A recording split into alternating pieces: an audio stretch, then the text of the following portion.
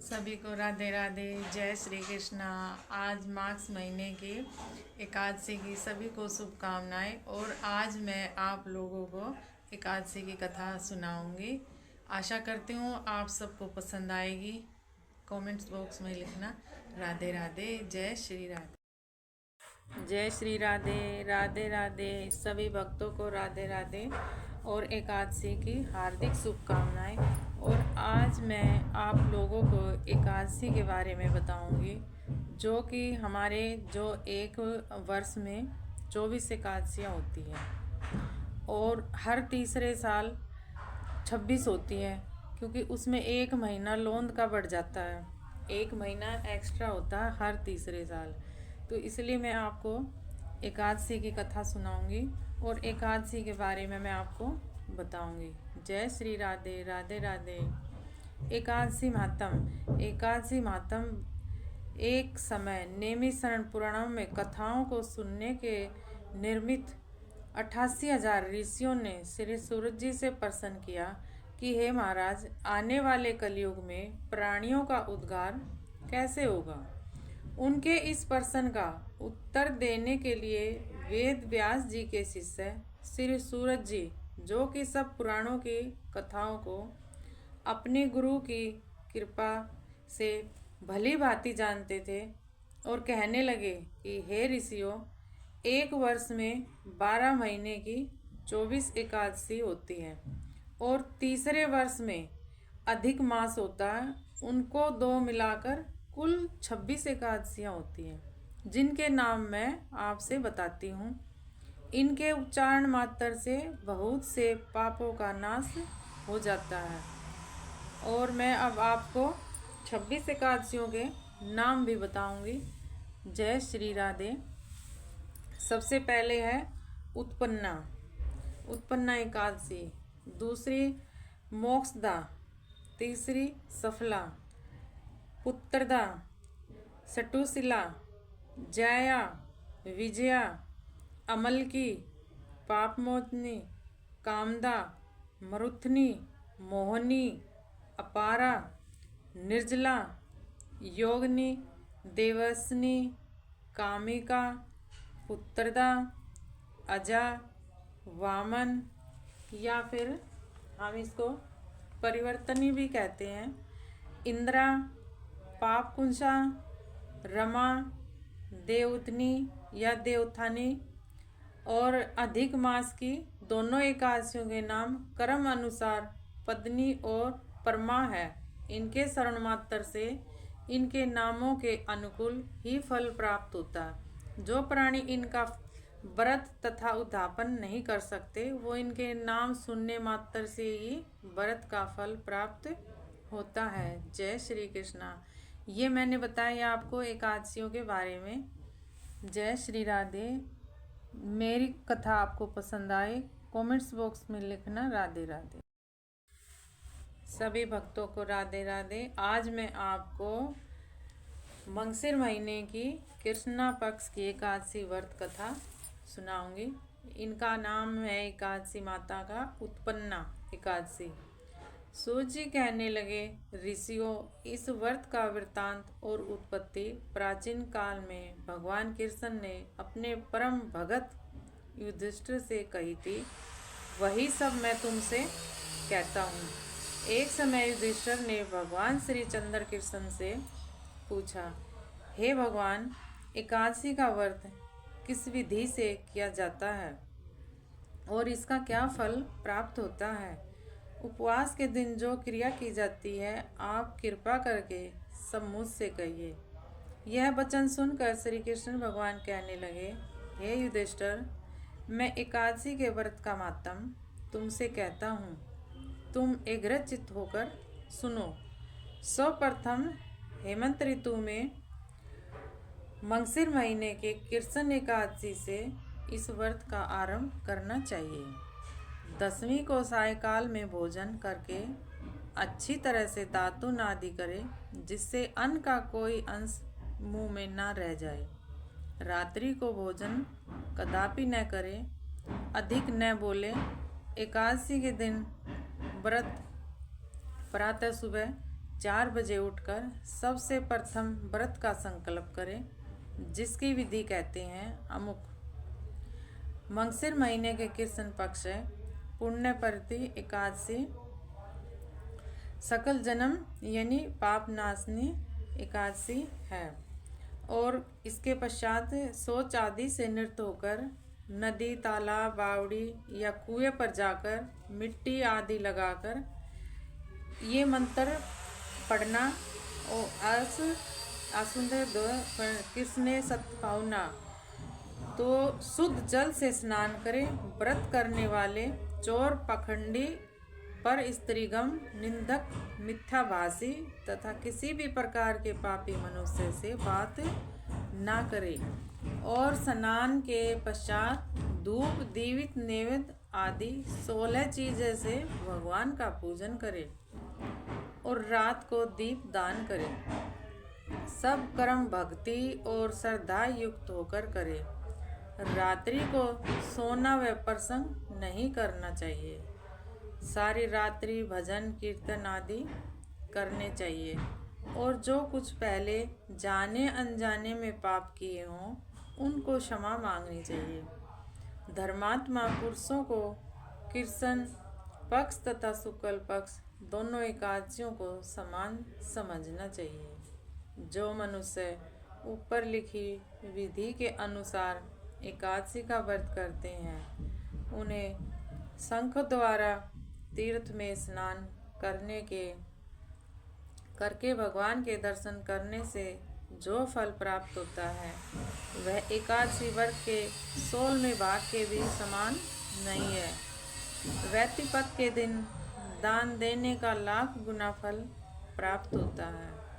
संक्रांति से 4 लाख गुना तथा सूर्य चंद्र ग्रहण में स्नान दान करने से जो फल प्राप्त होता है वही पुण्य एकादशी के दिन व्रत करने से प्राप्त होता है। अश्वमेध के करने से 100 गुना तथा 1 लाख तपस्वियों को 60 वर्ष तक भोजन करने से 10 गुना, 10 ब्राह्मणों को अथवा 100 ब्रह्मचारियों को भोजन कराने से 1000 गुना पुण्य भूमि दान करने से होता है। इससे 1000 गुना पुण्य कन्यादान का होता है और उससे 10 गुना पुण्य विद्यादान करने से होता है।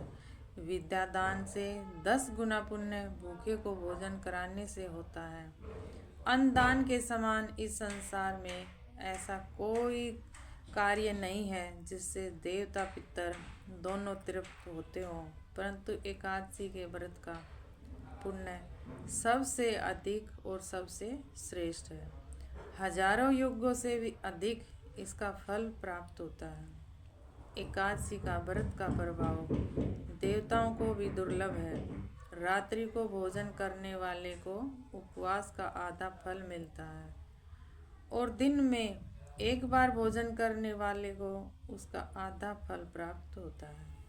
परंतु निर्जल व्रत रखने वाले का मातम तो देवताओं भी वर्णन नहीं कर सकते। युधिष्ठिर कहने लगे, भगवान आपने हजारों यज्ञ और लाख गोदान का भी एकादशी के बराबर नहीं बताया, सो यह तिथि सब तिथियों से उत्तम कैसे हुई? यह आप विस्तार पूर्वक मुझे समझाइए। युधिष्ठिर के वचन सुनकर भगवान कहने लगे, हे युधिष्ठिर, सतयुग में मुर नाम का एक दैत्य था। वह अत्यंत बलवान और भयानक था। उस प्रचंड दैत्य ने इंद्र आदि, वसु, वायु, अग्नि आदि सब देवताओं को पराजित करके भगा दिया और इंद्र सहित सब देवता ने भयभीत होकर शिवजी से अपने दुख का कारण बताया। दैत्य का वृत्तांत कहा और बोले, हे कैलाशपति, मुर दैत्य से भयभीत होकर सब देवता मृत्यु लोक में फिर रहे हैं। तब शिवजी भगवान कहने लगे, हे देवताओं, तीनों लोकों के स्वामी, भक्तों के दुख के नाश करने वाले भगवान विष्णु की शरण में जाओ, वही तुम्हारे दुखों को दूर कर सकते हैं। शिवजी के ऐसे वचन सुनकर इंद्र सब देवता क्षीर सागर में पहुँचते हैं वहाँ भगवान को शांत करते हुए देखकर इंद्र हाथ जोड़कर उनकी स्तुति करने लगे। हे देवताओं, दोबारा स्तुति करने योग्य प्रभु, आपको बार बार नमस्कार है। देवताओं की रक्षा करने वाले मधुसूदन, आपको नमस्कार है। आप हमारी रक्षा करें। दैत्य से भयभीत होकर हम सब देवता आपकी शरण में आए हैं। आप इस संसार के कर्ता हैं, माता पिता हैं, उत्पत्ति तथा पालन करता है और संहार करने वाले हैं। सबको शांति प्रदान करने वाले हैं। आकाश और पाताल भी आप ही हैं। सबके पितामह ब्रह्मा, सूर्य, चंद्र, अग्नि, सामग्री, होम, आहुति, मंत्र, तंत्र, जप, यजमान, यज्ञ, कर्मकर्ता, भोक्ता भी आप ही हैं। आप सर्वव्यापक हैं। आपके सिवा तीनों लोकों में चर अचर कुछ भी नहीं है। हे भगवान, दैत्य ने हमको जीत कर स्वर्ग से निकाल दिया और अब सब देवता इधर उधर भाग रहे हैं। आप उन दैत्य से हम सब की रक्षा करें। इंद्र के ऐसे वचन सुनकर भगवान विष्णु कहने लगे, हे इंद्र, ऐसा मायावती दैत्य कौन है जिसने सब देवताओं को जीत लिया? उनका क्या नाम है? उसमें कितना बल है और किसके आश्रय है? और उसका क्या स्थान है और वो कहाँ है? यह सब मुझसे कहो। भगवान के ऐसे वचन सुनकर इंद्र बोले, भगवान, प्राचीन समय में चंद्रावती नगरी में नाड़ीध्वज नाम का एक राक्षस था। उसी के महापराक्रमी और लोक के विखाता मुर नामक पुत्र ने सब देवताओं को स्वर्ग से निकाल दिया और वहां अपना अधिकार जमा लिया। वह इंद्र, अग्नि, वरुण, यम, वायु, ईश, चंद्रमा, नेत्र आदि सब के स्थान पर अधिकार करके और सूर्य बनकर आप ही प्रकाश करता है। वह स्वयं मेघ बन बैठा है और सबसे अजय है। हे असुर निकंदन, उस दुष्ट को मारकर देवताओं को निर्भय बनाए। इंद्र के ऐसे वचन सुनकर भगवान कहने लगे, हे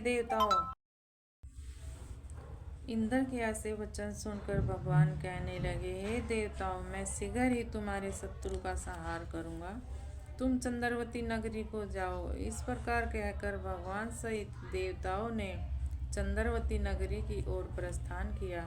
उस समय दैत्यपति मूर दैत्य सेना सहित युद्ध में भूमि पर गरज रहा था। उस बलवान असुर की गर्जना सुनकर सब देवता भय के मारे चारों दिशाओं में भागने लगे। जब स्वयं भगवान शरण भूमि में आए तो दैत्य उनको भी देखकर अनेक प्रकार के अस्त्र शस्त्र आयुध लेकर दौड़े। भगवान ने उनको आता देखकर सर्प के समान अपने बाणों से उनके शरीर को बांध डाला। अनेक दैत्य उनके हाथों से मारे गए। केवल एक मुर ही जीवित बच रहा था। वह अविचल भाव से भगवान के साथ युद्ध करता रहा। भगवान ने जो भीषण बाण उनके शरीर में मारते हुए वह उनके लिए पुष्पों के समान हो जाता। शस्त्रों के प्रहार से उनका शरीर छिन्न भिन्न हो गया, परंतु वह फिर भी युद्ध करता ही रहा। अब वो आपस में मल युद्ध करने लगे और 10,000 वर्ष तक उनका मल युद्ध होता रहा, परंतु वह दैत्य भगवान से पराजित न हुआ। तब भगवान विष्णु युद्ध से थककर बद्री का आश्रम को चले गए। वहां पर एक हेमावती नाम की सुंदर गुफा थी। उसमें विश्राम करने के लिए उनके अंदर प्रवेश कर गए। यह गुफा 12 योजन लंबी थी और उनका एक ही द्वार था। भगवान विष्णु वहां जाकर सो गए। वह दैत्य उनको सोता हुआ देखकर मारने के लिए उद्यत हुआ। अभी मारने का प्रयत्न ही कर रहा था कि उनके शरीर से एक अत्यंत प्रभावशाली सुंदर कन्या अस्त्र शस्त्र धारण किए हुए उत्पन्न हुई और दैत्य के सामने आकर युद्ध करने लगे। वह दैत्य उस बाल कन्या को देखकर आश्चर्यचकित होकर उनके साथ युद्ध करने लगा। उस कन्या के ऐसे भयानक पराक्रम को देखकर दैत्य विचार करने लगा, इस कन्या को किसने बनाया है जो ऐसे भयानक युद्ध कर रही है। और वह ऐसा विचार कर ही रहा था कि उस माँ देवी ने बलवान दैत्य के रथ को चूर चूर कर दिया तथा उनके अस्त्र शस्त्रों को काट कर टुकड़े टुकड़े कर दिए। तब वह दैत्य महान क्रोध करके मल्ल युद्ध करने लगा, परंतु देवी ने उनको धक्का मारकर मूर्छित कर दिया।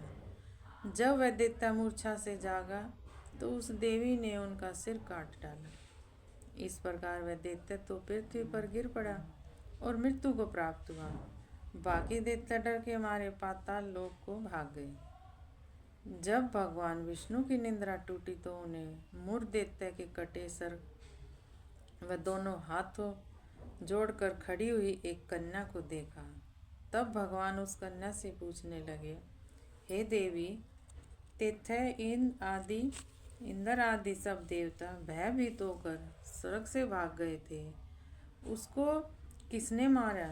वह कन्या कहने लगी, हे भगवान, जब आप निंद्रा में थे तो यह दैत्य आपको मारने के लिए उदित हुआ था। उस समय आपकी योग माया द्वारा आपके शरीर से उत्पन्न होकर मैंने इस दैत्य को मार गिराया। यह सुनकर भगवान कहने लगे, हे देवी, तुमने देवताओं के भय को दूर कर खड़ा बड़ा कार्य किया है, अतः तुम अपनी इच्छा अनुसार वर मांगो। तब वह देवी बोली कि हे भगवान, यदि आप मुझे वरदान देना ही चाहते हैं तो यह वरदान दीजिए कि जो कोई मेरा व्रत करे उसके सब पाप नष्ट हो जाए और अंत में मोक्ष को प्राप्त होए। जो इस व्रत का पुण्य है उनका आधा रात्रि को भोजन करने वाले को मिले और जो एक बार भोजन करे उसको भी आधा फल प्राप्त होए। जो मनुष्य भक्ति पूर्वक मेरे इस व्रत में एक बार भी भोजन न करे उसको धर्म, धन और मुक्ति प्राप्त होए। भगवान कहने लगे, हे कल्याणी, ऐसा ही होगा। मेरे और तुम्हारे भगत एक ही होंगे और वो अंत में मोक्ष को प्राप्त करके मेरे लोक को जाएंगे, क्योंकि तुम एकादशी को उत्पन्न हुई हो, अतः तुम्हारा नाम एकादशी ही होगा। तुम मुझे सब तिथियों से प्रिय हो, इस कारण तुम्हारे व्रत का फल सब तीर्थों से भी अधिक फल देने वाला होगा। ऐसा कहकर भगवान अंतर्ध्यान हो गए। प्रभु के उत्तम वचनों को सुनकर एकादशी अत्यंत प्रसन्न हुई। भगवान श्री कृष्ण कहते हैं कि हे युधिष्ठिर, सब तीर्थों के फल से एकादशी व्रत का फल सबसे श्रेष्ठ है। एकादशी व्रत करने वालों को मोक्ष पद देता हूँ, उनके शत्रुओं का नाश एवं समस्त विघ्नों को नष्ट करता हूँ। यह मैंने तुमको एकादशी की उत्पत्ति का सब वृत्तांत सुनाया है। एकादशी पापों को नष्ट करने वाली, सिद्धि देने वाले और उत्तम पुरुषों को दोनों पक्ष के एकादशियों को समान ही समझना चाहिए, कोई भेदभाव नहीं समझना चाहिए। जो मनुष्य एकादशी के मातम को पढ़ता है उसको अश्वमेघ का फल प्राप्त होता और वह करोड़ों वर्षों तक विष्णु लोक में वास करता है, वहाँ भी उनका पूजन होता है। जो मनुष्य एकादशी मातम के चौथे भाग को पढ़ता है उसके भी अनेक पाप नष्ट हो जाते हैं। विष्णु धर्म के बराबर दूसरा कोई धर्म नहीं है और एकादशी व्रत के बराबर दूसरा कोई व्रत नहीं है। राधे राधे। मेरी कथा आपको पसंद आए कमेंट्स बॉक्स में लिखना। राधे राधे। जय श्री राधे। सभी भक्तों को राधे।